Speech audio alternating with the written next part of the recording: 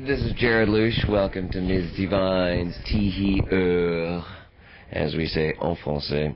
Alors, à tout à l'heure. Thank you very much, Jared. Sure.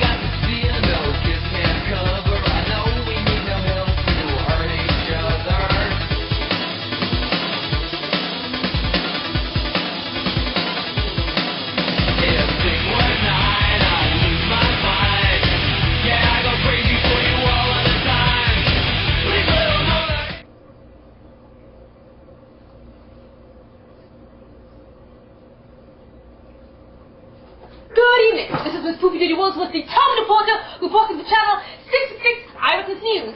Today you shall see part 2 of the Chemlab interview. Last week, if you were tuning in, you would have seen part 1. And the next week we're going to see part 3. The whole interview is 3 parts. God, all these parts are just making me, confused. But whatever it is, people, do not be confused because you tune into thedivine.net/Chemlab and there you can download all the parts sequentially, one after the other in proper order. Or else, you wouldn't really know what's going on.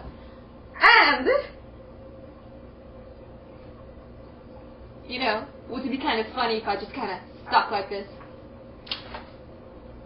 And all of you are watching, me stuck like this on your TV, like, and the whole show ran for half an hour and I was just stuck like this. Or maybe, even more interesting, what if I was stuck in a more different pose, like, I was stuck like this. The whole half hour. Wouldn't that be interesting? I think that would be pretty interesting. Maybe another time we could, that might happen, people. And, I would like to know all of your opinion on that. Actually, I would really care to know all of your opinions on me being stuck like this, because remember in the other episode, last week's episode, I don't really care about anybody's opinion. And speaking of that, Lieutenant Dr. Malfoy is still ahead in the presidential election, so I don't know, folks, I don't know what to tell all of you, so once again, folks, just welcome to the show, and I hope all of you are enjoying it. What's that? Oh, some of you are not enjoying it? Oh, no. Well, then get the hell out, you little maggot! Hey, maggot, don't hate me just because I'm beautiful. Alright now, so let's get on with the election news and continue with the Chemlab interview. And stay tuned, folks. Thank you all for watching. Wait, why am I thanking all of you? All of you should be thanking me. So tune in and keep on watching, people. So if you could do anything you want to the people in this record label, like what are some of the things you would do? I'd flush them. That's pretty Cleanse interesting. the palate of my bowl. So, but I'd like to take the band to Europe. I definitely would, and it would be these guys. And I mean, this is the band now, as far as I'm concerned. As long as they're interested and willing to continue working with me, this is going to be it. So. It really doesn't need any changes to it. It's tight, it's mean, it's aggressive. It's like its own little Vietnam, and it works. So I would love to take it to Europe. Well, hopefully you'll be able to. Indeed. Are you gonna 10 years off? I'm done doing that mistake. I mean, one day you'll be dead, so you better do it. No kidding. No kidding. Probably sooner rather than later. I'm 47. I haven't got long left. How is Dwayne from USSA doing? He's in the hospital. He's going to be cut open in 2 days. So he's probably a little freaked out, but relieved that at least he's in the hospital. So. What was it like touring with USSA? Oh, God, they were fantastic. It's been quite a shock. And also because over the 3 weeks we had grown very close and we were very much a closely knit tribe, and to have them taken away abruptly during the last week, which is when really everything that you've been working on comes to fruition, and it comes to tonight, this last show when we get to all perform together, and we were going to start performing together during this last week. We had, they were starting to know this. Oh, yeah, they would come on stage. We would come on stage with them. We'd play with each other, and then tonight it would all be just everybody creating total chaos for each other's shows. But, we didn't get to say goodbye.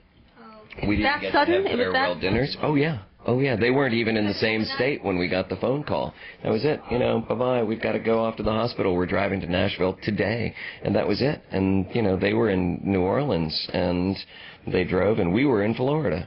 So we didn't even get to shake hands and kiss and, all that stuff. It was horrendously depressing. Rock and roll us, interrupt us. It was terrible. It really was. And they were professional, and they were fun, they were hardworking, and they were driven in the same way that we are.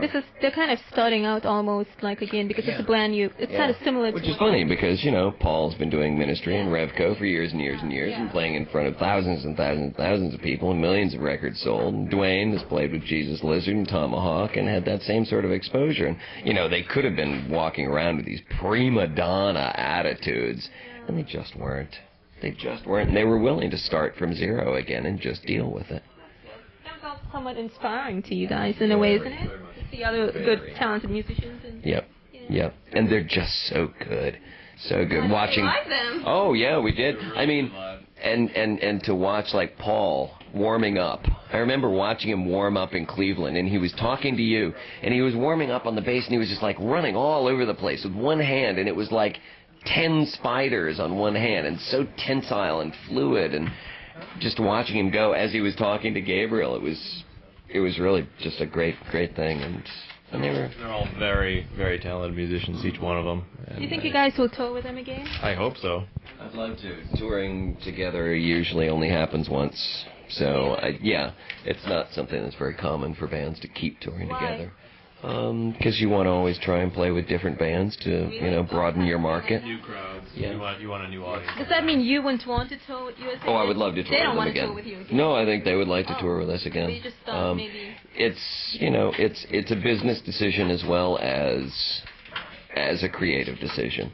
And the business side says you've exposed yourself to that market already, so you want to expose yourself to a different market segment so that you have broader market penetration, which is what it's all about in the business side of it.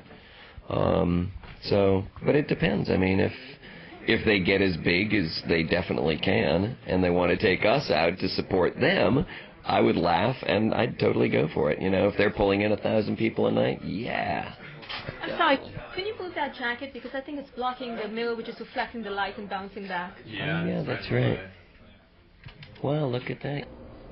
Hello again, I interrupt this program to bring you the latest in election news, and the news is that the next candidate is going to be Mr. Weirdman. He shall now be joining the race and running against Lieutenant Dr. Malfoy. And some of you might not be familiar with the agenda of Mr. Weirdman, and his agenda is very simple. Number one, he doesn't drop bombs, which is usually a very good quality about the presidential candidate. And secondly, nothing ever stops him from having a good time, Nothing is going to stop him from having a good time, and a good time he has. So, let's take a look and find out more about Mr. Weirdman. And, who is this Mr. Weirdman? And what does he do? And why is having a good time so important? Because it is, folks, it is. It's very healthy to have a good time. I'm no wimp! I'll always have a hot chicken distress!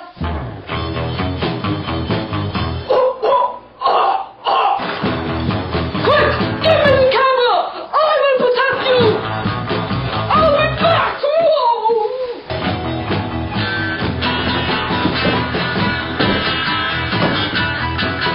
Where is the dancing girl? Where is she? I don't see her anywhere! All I see is an aquarium! Unless you plan to send me a mermaid! Yes! Yes, I said to sit down and wait for the dancing girl! Okay. What is wrong with you? No problem.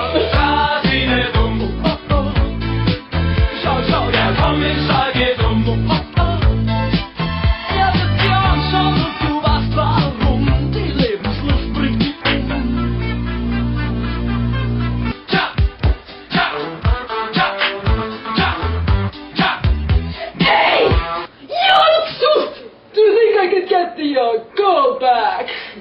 I think I have like 5 minutes left. No! No! No! Whoa. Yeah, give it to me. Okay. All right. You drive a hard bargain. I'll give you more of my money. Good. Thanks, man. Were you going to tour with Killing Joke or Frontline? Like there was some mention of that. Yeah. Whatever happened to that? Laugh, you nearly had one. Killing Joke we were actually talking. Raven was the one who was pushing to have Chemlab come and to be main support for Killing Joke. And then Jazz and Jordy finally decided that they just didn't want to tour at that stage of the game. And he was furious about that. Raven was. And he had said he was interested in having us come out and be main support for them when they finally decided to go out, whenever that would be. Next thing you know, he's dead, so I don't know if that's ever going to happen. Frontline Assembly, I turned down.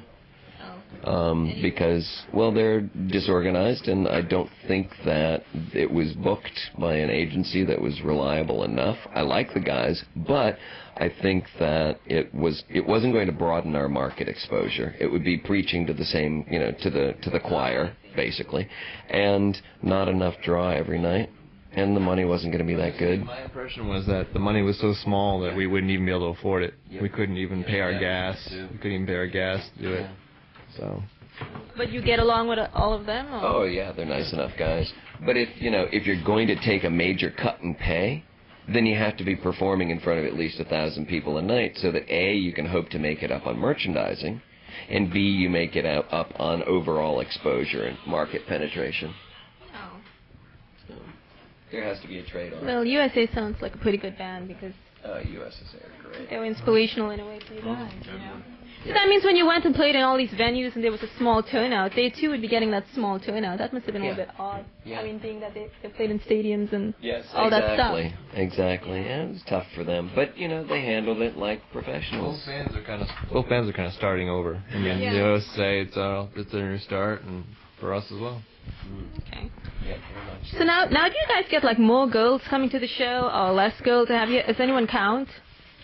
I gotta say, that's a little hard to judge, but it seems like more girls. But Chemlab's never drawn a lot of girls. So girls, please start coming to the shows, because you've been staying away and you've been sending all the geeky boys with the pen pocket protectors. There's no reason to stay away. Don't stay away. We don't bite on the first date. So.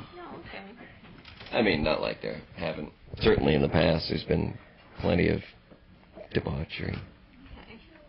And there should be. It's rock and roll. It's not Wall Street anymore. No, it isn't. No. I have a really important question to ask, actually. Good. What is your opinion on, You know what I'm talking about? I don't know. What are we talking about? Huh? What are we talking about? I don't know. What are we talking about? Go on. What is your opinion on the Pink Panther? The cartoon, the old ones, What's your opinion on it?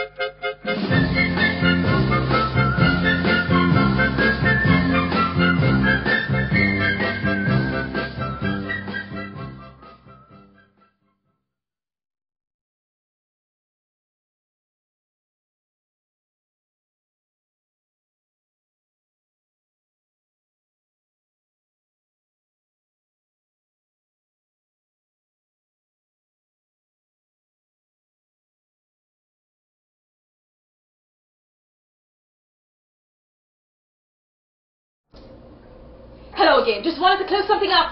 Scottish Girl is not going to be running for president. Just in case some of you might be wondering, because her grandfather Scotty does not want her to give up her Scottish citizenship. And she still has her Scottish passport, so she will not be running for president. Just want to clear that up, folks, because some of you might be wondering, you're going to ask me these questions, but now you know the answers to that question in case you were all thinking about it and wondering why isn't she running for president. Because I was sitting here actually wondering, well, why can't Scottish Girl run for president? Now we know it's because she still has her Scottish passport. So back to the interview, folks. Back to the interview. This is Restless. James McAndrew from the band Milquetoast plays bass with us. And the Pink Panther is my favorite cartoon. Really? It's a great cartoon. I certainly do when I have the pink feather boa on. That's why I feel like a badass motherfucker. I don't need to look masculine. Because you feel like a badass fairy godmother, huh? No, I feel like just a badass fairy godmother. I like that. Is that like being a thermama's boy? It's much like being a mama's boy. You're just a flipping bad fairy godmother, aren't you? Is that what you're saying? A flipping bad, yes. I'm the flipping bad fairy godmother. Flips over fairy godmothers.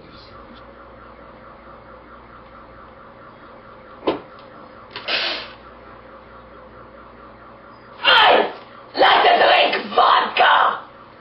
And when I am finished with my vodka, I am going to break your face! Then I am going to tear your ears off! Smash your legs! Pluck your eyeballs! Then cut your fingers off! One by one! That's what I will do next! Hashtag! Hashtag! Hashtag!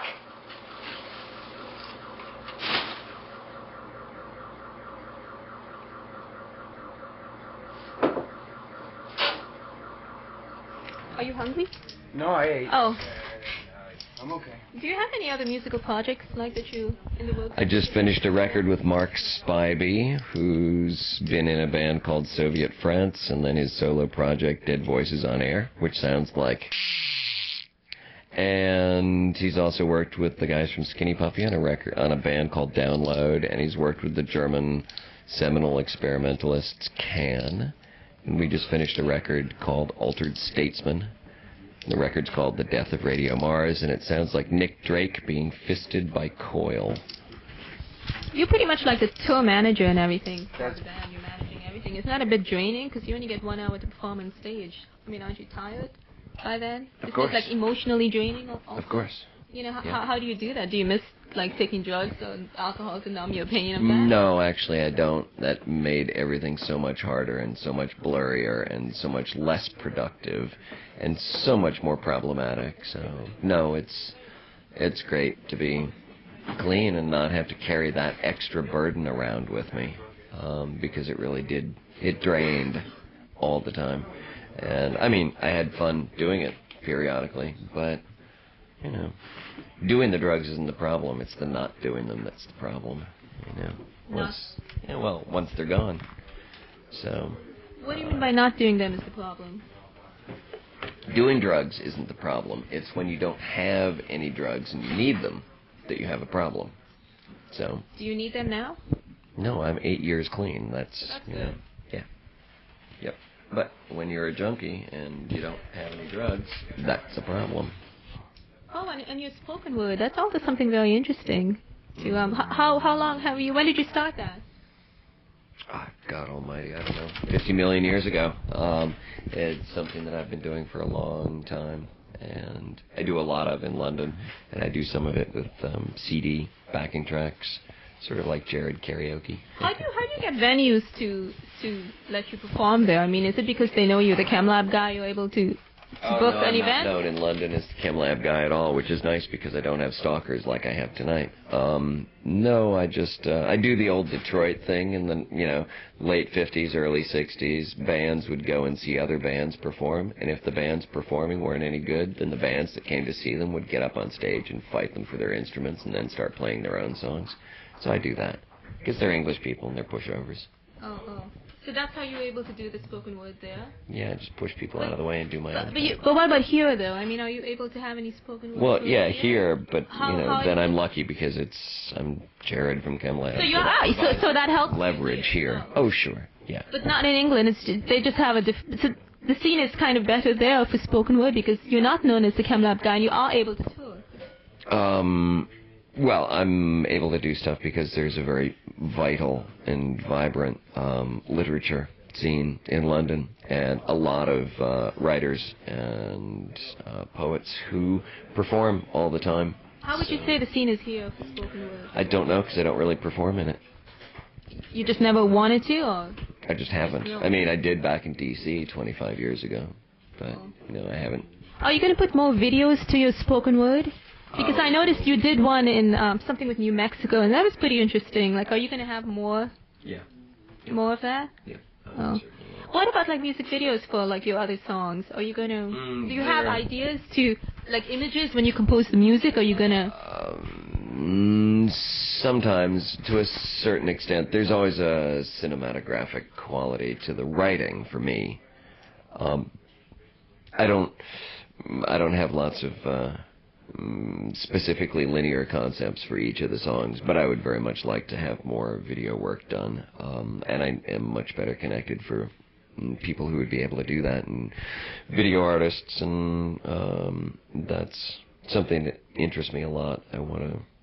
I really want to have a whole collection of videos that are only like all the songs on YouTube. in the album, or? Yeah, I wanted to do that for Burnout, have a different video artist make a different video for each one of the songs, and then release a DVD that would run in the same sequence as the CD.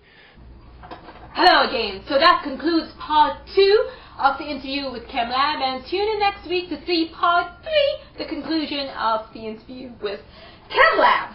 And in the election news, it turns out that in the polls, it looks like Lieutenant Ox Malfoy is still leading. And Mr. Weirdman, I mean, he has some support, but it's just a handful. It's not, an overwhelming amount of support. But the good thing about all of this is that Mr. Weirdman is not backing down. He is remaining invincible. And I think one of the reasons that he is so sure about not backing down, and one of the reasons why he is invincible, is because he understands that the majority of people are maggots. So as a result, not only is he not paying attention to the maggots, he also realizes that he's actually better than most people who are actually maggots. So as a result, that makes him invincible, because nothing could really bring him down. You understand? It's all part of human psychology. Once you have it figured out and you understand where the majority of people stand, like, they're just really here, and then you find a few other, really cool people around here, which is probably the minority that is supporting Mr. Weirdman. He pretty much realizes that he is better than just about everybody else. So that's one of the reasons why he's not backing down in this election. So the key in today's episode is the word invincible, people. Remember that, invincible. And how to remain invincible? By realizing that, well, if you're not a maggot, you probably are invincible, because that's just the way it operates. So, Miss Divine is also invincible. That's another thing that Mr. Weirdman and Miss Divine have in common. They're both very invincible people. They're both invincible. 2 invincible human beings. Very interesting, isn't it? So, in fact, most of the characters on Miss Divine's CE are actually very invincible. So that's very good, because that means then that all of this is going to go on forever and forever and forever. So that's one of the reasons. That's one of the advantages of being invincible. Nothing could really bring you down. So, nevertheless, I shall conclude today's episode by telling all of you that next week you can see part 3 of the interview with Chemlab, and I will also bring you more election coverage, because there seems to be a mysterious candidate, but we'll find out more next week, folks. So once again, this is Miss Poofy, the world's most determined reporter, reporting the channel 666 Eyewitness News.